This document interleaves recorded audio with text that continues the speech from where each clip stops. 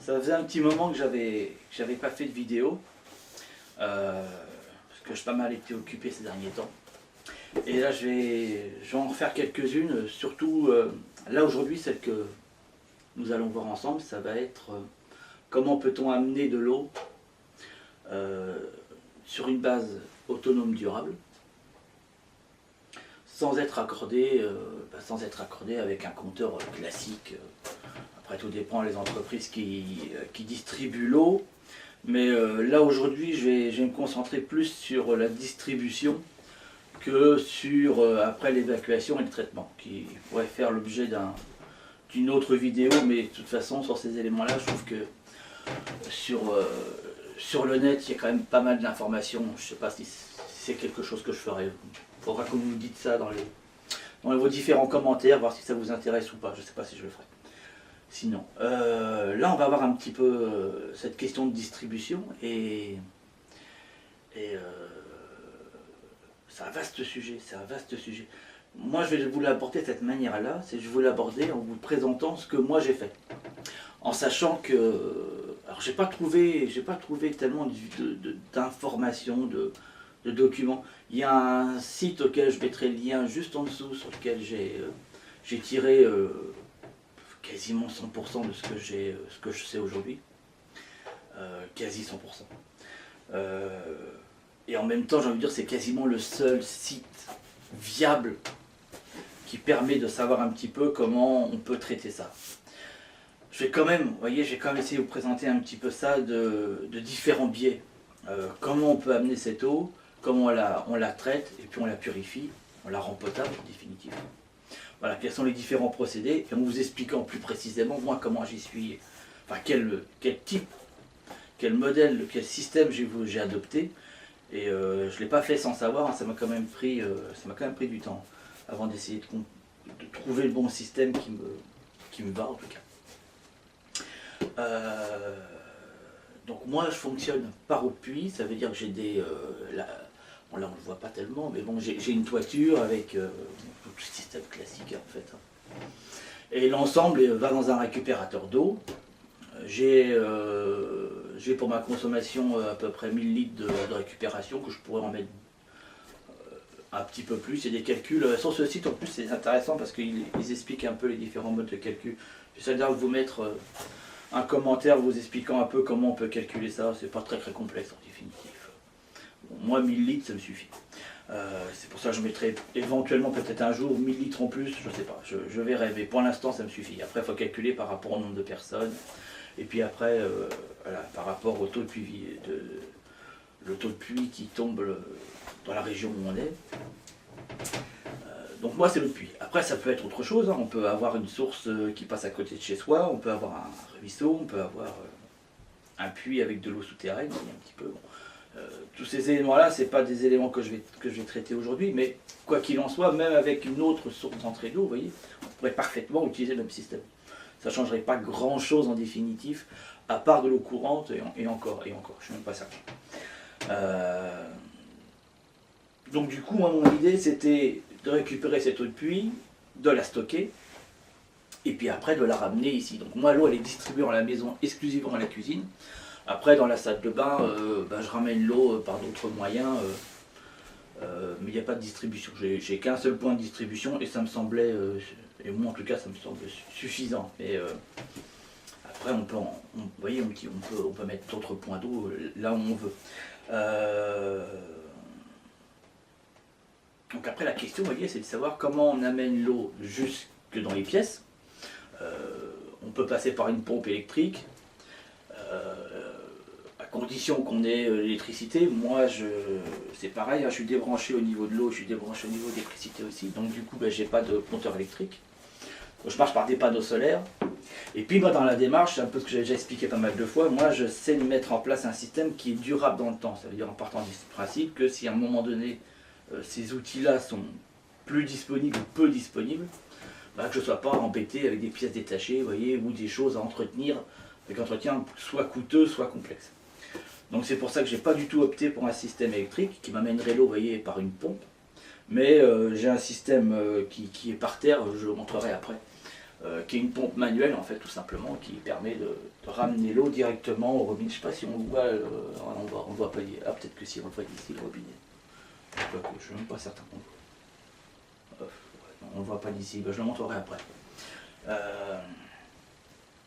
Donc à partir du moment où on a ramené l'eau au robinet, on a de l'eau. C'est tout simple, hein. J'ai une réserve, j'ai un tuyau, j'ai une pompe, en l'occurrence la manuelle, qui me ramène de l'eau jusqu'à un robinet, puis ça s'écoule dans un évier. Vous voyez. Puis après, j'ai l'évacuation, qui est un autre sujet. À partir de là, vous avez fait la moitié du boulot, hein, parce que fondamentalement, l'eau que vous allez avoir dans votre réserve, elle ne va pas tellement être potable, déjà parce qu'elle va drainer pas mal de choses qui sont sur la toiture, puis après, une eau qui stagne, à un moment donné, va se charger en bactéries, vous voyez, pas forcément des choses très bonnes. Et puis il va falloir traiter tout ça. Dans un premier temps, moi, au niveau de... pour vous donner vraiment tous les éléments, parce que c'est important, d'aller un petit peu jusqu'au bout. Moi, au niveau de la gouttière, j'ai un système de filtration à sédiments qui permet d'enlever tout ce qui va être sable, poussière, vous voyez, un petit peu, des gros éléments. Ce qui fait qu'il va stocker dans la citerne, va être de l'eau qui ne contiendra quasi plus, vous voyez, de particules en tout cas. Mais ça, c'est le premier système de filtration qu'il faut mettre en place, vous voyez, de manière à éliminer le plus gros de ce qui puisse y avoir. Et après, il y a un deuxième élément, surtout si vous voulez utiliser cette eau, ça va être de la rendre potable, de la purifier. Et là, pour ça, il y a différents systèmes qui existent aujourd'hui. Il y a des systèmes tout faits, vous voyez, où vous avez un bloc complet, l'eau non potable rentre dedans, puis elle ressort potable à la fin. Moi, je n'ai pas opté pour ces systèmes-là, déjà parce que ça nécessite soit une alimentation électrique, et d'ailleurs ça nécessite dans les deux cas une alimentation électrique. Alors soit c'est l'osmoseur, osmose inversée, qui elle ne nécessite pas d'alimentation électrique pour fonctionner, mais va nécessiter une certaine pression, vous voyez, en termes de bar. L'eau doit arriver à, il me semble de mémoire, à 1 bar 2, vous voyez. Donc ça nécessite derrière un surpresseur, vous voyez, ou quelque chose qui amène l'eau en pression. Donc du coup, fondamentalement, un système électrique. En tout cas, moi, ma pompe à main, mon système de pompe manuelle n'a pas assez de pression pour pouvoir faire fonctionner l'osmoseur. Ou alors, vous avez un système par lampe UV, et qui est le même principe, voilà, qui va nécessiter aussi une alimentation électrique.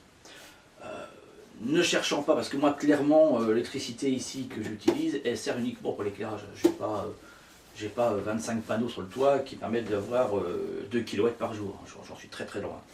Et je pense que financièrement, je vois pas tellement l'intérêt, vous voyez, de déplacer un système classique en voulant l'adapter à un système autonome. C'est un sujet que je pourrais vraiment traiter parce que c'est souvent des choses que je remarque, vous voyez, que je vois. On cherche sans arrêt, vous voyez, à redéplacer un problème vers un autre.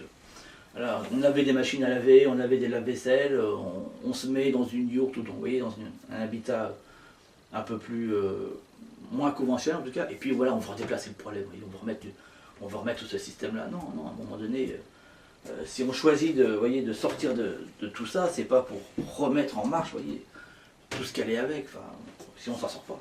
Machine à laver, ça pompe à mort. Même si on enlève certains éléments, vous voyez, le moteur électrique, en dessous de 600 watts, vous n'aurez pas. Bon, même si vous enlevez la résistance électrique, il y a quand même le moteur qui va fonctionner. Enfin, bon. Après, ça nécessite des installations coûteuses à entretenir, etc. Après, s'il y en a qui veulent investir là-dedans, faites-le. Je ne dis pas le contraire, mais les panneaux solaires, et c'est pas garanti à vie. À un moment donné, ça s'use, hein, et il faut pouvoir les changer. Juste pour avoir l'électricité, pour vous donner une petite idée, hein, l'installation n'est pas totalement finie, hein, mais en totalité, j'ai calculé, j'en ai pour 1000 € à peu près. Pour moi, je trouve que c'est beaucoup. 1000 € de panneaux solaires, on doit changer à peu près tous les 15-20 ans, ça fait quand même pas mal. Donc, vous voyez, tout ça, moi j'ai cherché avant tout à éliminer le problème électrique au maximum, ça veut dire, voilà, tout ce que je peux enlever, j'enlève. Moi j'ai un frigo, le frigo il marche à gaz. Il ne marche même pas à l'électricité, oui. Voilà, moi en tout cas c'était mon idée, sans devoir passer, parce que les panneaux solaires ça coûte une fortune, une éolienne, j'en parle même pas. On peut l'autoconstruire, mais après ça c'est un autre débat, et ça nécessite du matériel, et puis un certain sens de bricolage, qui n'est pas donné à tout le monde. Et puis sans compter qu'après, il faut prendre les batteries qui vont avec, vous voyez un petit peu, bon bref. Donc moi j'ai choisi un système qui est le système Brequet, hein, que je vous montre. Voilà, moi j'ai simplifié, encore dans cette démarche, vous voyez, Brequet vous propose des bonbonnes en inox. En fait c'est 2 bonbonnes, bah, ça reprend le principe que vous avez là, hein, en fait. Pardon. Et plus des filtres. Donc l'ensemble revient à peu près, je me rappelle même plus d'ailleurs, je crois que c'est autour de 400 €, un truc comme ça. Bon, ce que je trouvais très cher. Donc moi j'ai pris que l'option les filtres seuls que vous pouvez commander, c'est-à-dire vous pouvez uniquement acheter les filtres, en fait c'est ce qu'ils appellent la recharge. Hein. Moi c'est ce que j'ai fait, et puis j'ai tout simplement pris, vous voyez ce que vous voyez là, c'est deux jerrycans qui servent, moi je les ai achetés dans une boutique d'aquariophilie, donc c'est pour l'osmosée, quand vous allez dans des boutiques où ils vendent des poissons là, exotiques, généralement ils les ont, ça c'est des 10 litres, vous en avez aussi en 20 litres, etc. Moi j'ai pris 10 litres, ça suffit. Ça vaut 5 € là, vous voyez, j'en ai eu pour 10 € dans les deux. Et puis ces filtres là, cette recharge, elle fait moins de 100 €. Voilà. C'est à peu près le prix qu'elle faisait quand je les ai pris, je crois que ça n'a pas dû trop évolué. Et l'intérêt de ces filtres là, c'est que vous mettez l'eau, vous remplissez, et par dépression définitive, l'eau elle va s'écouler et elle va finir, vous voyez là, là en bas j'ai 10 litres d'eau potable. Voilà, c'est ce que j'ai actuellement. Après j'en stocke un petit peu, pas très longtemps parce que une eau ne stocke pas non plus, vous voyez, éternellement. À un moment donné, elle va se recharger naturellement en bactéries. Et voilà que ça, vous voyez, c'est sur ce type de filtre là, hein, qui est un filtre en céramique et aussi bien entendu charbon actif, donc ça vous fait les 2 éléments. Je ne sais plus le nombre de microns, je crois que c'est à 0,2 microns ou 0,1, je ne sais plus exactement. C'est marqué sur le site de toute façon. Mais, et sur la boîte, d'ailleurs c'est pareil sur le site, c'est notifié, il y a l'ensemble des composés organiques et aussi donc bactéries, composés organiques et virus que ce filtre-là enlève. Vous avez toute une série monumentale, vous voyez, toute la liste qui est là, c'est voilà, toutes ces cochonneries que si on les buvait, on s'en prendrait pour un bon petit moment. Et il y a en plus d'autres filtres, un deuxième système de filtres qui vendent pour tout ce qui est chimique, pour pollution chimique, etc. C'est surtout, moi je ne l'ai pas pris parce que mon eau de puits n'est pas, j'ai pas de soucis chimiques par ici. Donc, par contre je pense que c'est intéressant que si vous prenez une eau souterraine, ou si vous avez des agriculteurs qui mettent leurs produits de synthèse dans les champs, je pense que c'est intéressant de l'avoir, effectivement. Là du coup c'est un filtre blanc qui se met en fait par-dessus. C'est à mon avis pas inintéressant. Voilà la cartouche. Elle se met comme ça, vous voyez, en ce sens-là. Et puis du coup, l'eau elle va passer par toutes les parties poreuses et ressortir par le petit, vous voyez, je vais vous montrer, okay, voilà, par ce petit élément qui doit en aucun cas, vous voyez, être contaminé par l'eau qui est, on va dire, non, pas polluée forcément, mais en tout cas qui n'est pas propre à la consommation. Voilà, donc cette partie-là, il faut toujours faire attention. Vous avez un autre filtre qui est mis avec, qui fait le joint étanchéité. Et après l'ensemble, vous le fixez dans le système. Pour vous montrer un peu, parce que là, le deuxième, ça goûte encore un petit peu en plus. Hein. Vous voyez, hop, j'ai fait 2 petits trous, ça passe ici, là l'eau elle sort propre, vous voyez, en plus ça dégouline un petit peu.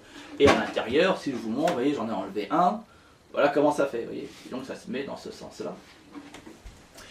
Et ça permet à l'eau de s'écouler. Alors, petit élément qui est super intéressant, parce qu'il y a une notice qui est dedans, qui n'est pas extraordinaire, clairement, qui est tout en anglais, donc déjà si on ne maîtrise pas l'anglais, c'est pas évident. Et du coup, moi quand je les ai achetés, alors c'était pas expliqué dessus, du coup je les ai montés comme ça, puis ça coulait rien, je n'ai pas trop bien compris, donc j'ai appelé la maison Brequet, puis ils m'ont expliqué...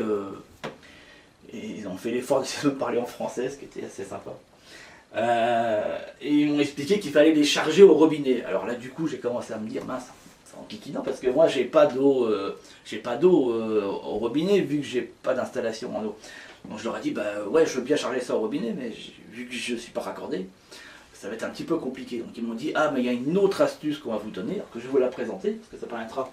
Quand vous achèterez ces filtres-là, de ne pas vous retrouver en kikiné comme moi j'ai été, parce que sinon ça ne coule pas. Hein, s'il ne faut pas charger en eau, il ne fonctionne pas et il n'y a rien qui se passe.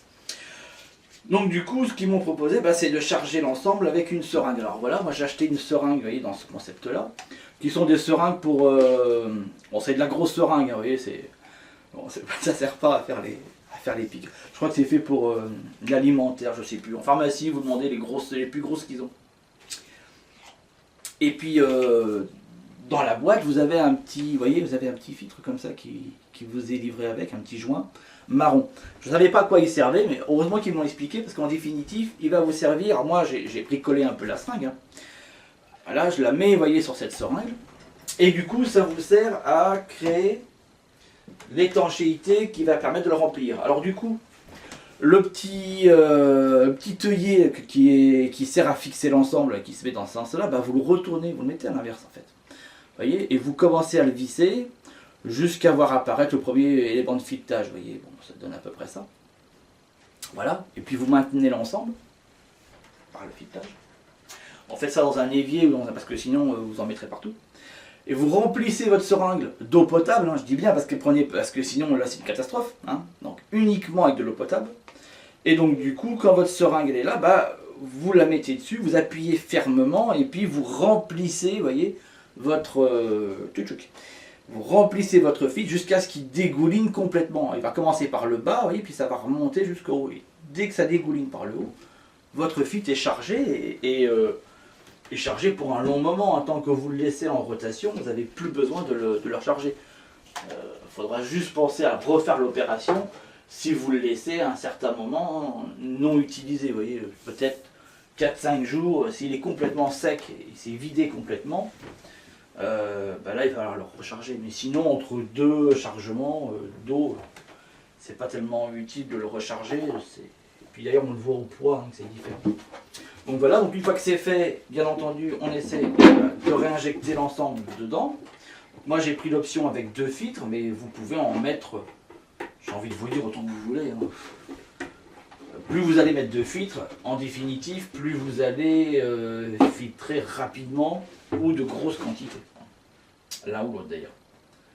Donc ça n'est pas trop fort parce que le filtrage il est en plastique hein, et quand on serre trop fort, on le casse en fait. Ça aussi c'est pas expliqué mais je vous le dis quand même. Hein.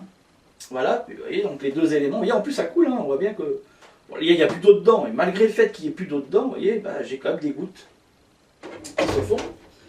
Vous le mettez au-dessus. Hein. J'espère que vous avez bien expliqué le fait que je fais juste que 2 petits trous de la largeur hein, du filetage. Hein, pour que ce soit vraiment étanche entre la partie où je mets l'eau qui n'est pas propre et celle dans laquelle il y aura de l'eau propre. Il faut surtout que l'étanchéité soit parfaite. Hein, pour que l'eau ne puisse écouler exclusivement par le filtre et non pas par d'autres endroits. Et puis j'ai rajouté, voilà malheureusement on ne le voit pas très bien, attendez je vais essayer de vous le montrer. Voilà, j'ai rajouté un robinet ici, qui se vend dans les magasins de bricolage, hein, sans souci, qui me permet de pouvoir vider après, vous voyez, l'ensemble de l'histoire. Voilà, voilà un petit peu le système. Et donc avec ça, eh ben, j'obtiens de l'eau potable, tout simplement. Hein, une eau potable, ça me fait 10 litres. Et 10 litres d'eau que vous remplissez en haut, vous arrivez... Alors ça diminue, c'est pas... Parce que, attention, il marque dessus, je sais plus combien de litres il note, je ne me rappelle pas, mais... c'est pas totalement vrai, parce que dès que vous arrivez à la moitié, il ralentit, parce que c'est la pression de l'eau qui permet, vous voyez... qui permet la vitesse, et moins vous allez avoir d'eau, bah, plus il va diminuer, donc à un moment donné, le calcul est un peu faussé. Hein. Mais alors soit vous passez votre temps à perpétuellement maintenir un niveau, ce qui fait que si à un moment donné, pendant la nuit, vous n'y pensez pas, bah, ça va déborder de partout à un moment donné. Bon. Alors, si vous avez prévu un trop plein, pourquoi pas. Mais sans le remplir, avec 2 filtres comme ça, moi, j'ai envie de dire, entre 4 et 6 heures, j'ai fait 10 litres. Voilà, ça vous donne à peu près une marge. Donc d'où, si on se dit 10 litres en 4 et 6 heures, c'est pas suffisant, bah, augmenter les capacités, augmenter le nombre de filtres, et ça permettra de réduire en définitive, vous voyez, de diviser approximativement par 2 le temps que cela va mettre à se faire. C'est certain que c'est pas du tout, vous voyez, aussi évident que le simple fait d'ouvrir un robinet, d'avoir de l'eau potable. Là, voilà, il y a toute une démarche ce qui est pas si mal à mon sens. Ça ramène un petit peu à l'essentiel, vous voyez, au fait que l'eau sur cette planète est quand même une matière précieuse et qui est rare. L'eau potable, enfin, en tout cas l'eau douce n'est pas disponible partout sur la planète. Elle est en très très petite quantité en définitive. Enfin, je parle de l'eau potable disponible. En même temps, voilà, ça nous ramène un petit peu à l'essentiel, vous voyez, à se dire qu'à un moment donné, utiliser de l'eau, ça doit se faire à bon escient. À mon sens, en tout cas, je pense que c'est aussi un moyen éducatif pour les enfants. Ça permet aussi de comprendre la zone de gaspillage. Parce que quand avec 10 litres d'eau, vous voyez, là, j'ai ouvert, j'ai peut-être fait moins d'un litre là, mais malgré tout, vous voyez, ça va très vite. Ça va très vite. Donc quand on veut se laver les mains, on laisse couler le robinet, si on le fait, après tout le monde est enquiquiné parce qu'il n'y a plus d'eau pour rien d'autre. Donc ça oblige, vous voyez, un petit peu à faire attention à ça, à faire de la vaisselle avec moins d'eau. Moi avec ça, je fais 2 vaisselles, vous voyez, avec 10 litres, je fais 2 vaisselles. Voilà, vous voyez un petit peu. Donc cette eau, moi, elle me sert à cuisiner, à boire, à faire la vaisselle, voilà. Et aussi à se laver, voilà. Pour le lavage corporel, voilà. Après, pour tout le reste, je vous cache pas que j'utilise l'eau telle qu'elle est dans le réservoir. C'est-à-dire pour laver le sol, vous voyez, faire des choses comme ça, je ne la purifie pas, je vois pas l'intérêt, vous voyez, c'est pas important. Mais voilà un petit peu le système tel qu'il est. Je vais vous montrer en même temps le truc complet que j'ai mis, qui permet d'avoir de l'eau, vous voyez, à l'intérieur, ce qui évite de sortir dehors avec des seaux, vous voyez, un petit peu. C'est pour simplifier un petit peu la tâche, mais le principe il est là, j'ai un robinet, l'eau arrive, elle n'est pas potable, je remplis après l'intérieur, et puis j'ai une eau potable arrivée. Donc en définitive, voilà, la particularité de ne plus être raccordé, vous voyez, à un réseau d'eau potable, c'est que vous avez 2 robinets à la maison. Vous avez un robinet d'eau non potable et un robinet d'eau potable. Donc c'est toujours important, surtout quand on a des enfants, de bien leur faire comprendre voilà, qu'il y a 2 robinets et qu'il y en a un qu'il faut faire attention. Voire même le condamner, pourquoi pas, vous voyez, mettez un système où on ne peut pas se servir de l'eau non potable. Pour ceux qui ont des enfants en bas âge, c'est peut-être plus prudent en tout cas. Avec un système de fermeture qui permet de se dire qu'il n'y aura pas de possibilité de se tromper. Après, pour les plus grands, logiquement, on a intégré les 2 systèmes. Voilà, en tout cas, moi, ça me permet d'avoir de l'eau gratuite, quasi, parce que, je vous dis, 100 € ces filtres-là. J'ai oublié de vous dire, en plus, la longévité de ces filtres, parce que vous allez trouver d'autres marques, d'autres concurrents, qui clairement sont nettement moins, une durabilité dans le temps qui est moindre, mais vraiment. Moi, j'ai préféré prendre Berkeley, déjà parce qu'ils sont reconnus mondialement, ensuite parce qu'ils interviennent sur tout ce qui est catastrophe naturelle. Entre autres, ils ont intervenu aussi à Haïti et voilà, ils ont un système qui est aujourd'hui, à mon sens en tout cas, abouti. Et surtout, ces filtres-là, ils ont une longévité qui est impressionnante. C'est-à-dire que là, vous voyez, je fais à peu près 10 litres par jour. Fondamentalement, ces filtres-là, j'en ai, avant de les user totalement, ça va me prendre à peu près entre 6 et 10 ans. Je ne sais pas si vous voyez un petit peu. Ce qui n'est pas le cas de tous les autres filtres. La seule chose que vous avez à faire, c'est quand vraiment il commence à être un peu trop chargé de micro-sédiments, moi j'utilise, vous voyez, une éponge comme ça, vous voyez, avec un gratte-gratte vert là. Voilà, et ben vous passez juste le gratte-gratte dessus pour enlever la couche de sédiments et puis ça repart. Il ne faut surtout pas les faire bouillir, ça par contre, sinon vous allez détériorer le filtre. mais voilà, il suffit de les nettoyer et puis dur. Donc 100 €, vous voyez, investis tous les 10 ans, ça me semble très rentable en tout cas. Moi, ça me semble quelque chose d'assez rentable sur le temps. Voilà. Après, il y a la vieille méthode que l'on peut utiliser, tous les bushcrafters la connaissent très bien. Après, pour une maison, je ne sais pas si c'est sympa, bon, c'est peut-être sympa pour dépanner, mais bon, faire bouillir l'eau et... tous les jours faire bouillir son eau pour la rendre potable, c'est sympa quand on est dans la verte, mais chez soi, bon, on peut. Je l'ai fait pendant un temps, moi, pendant plus d'un an avant d'installer tout le système, c'est ce que j'ai fait. J'avais pas trop le choix, donc je faisais bouillir. Mais je vous avoue que, une fois que j'ai eu les filtres, j'étais pas mécontent de les avoir. Parce que, bon, Mettre l'eau à bouillir, c'est sympa. Mais voilà, voilà. Voilà, voilà. Et bah écoutez, je vous dis rendez-vous à bientôt. Et puis si vous avez des questions, des choses, n'hésitez pas. Voilà un petit peu. À bientôt.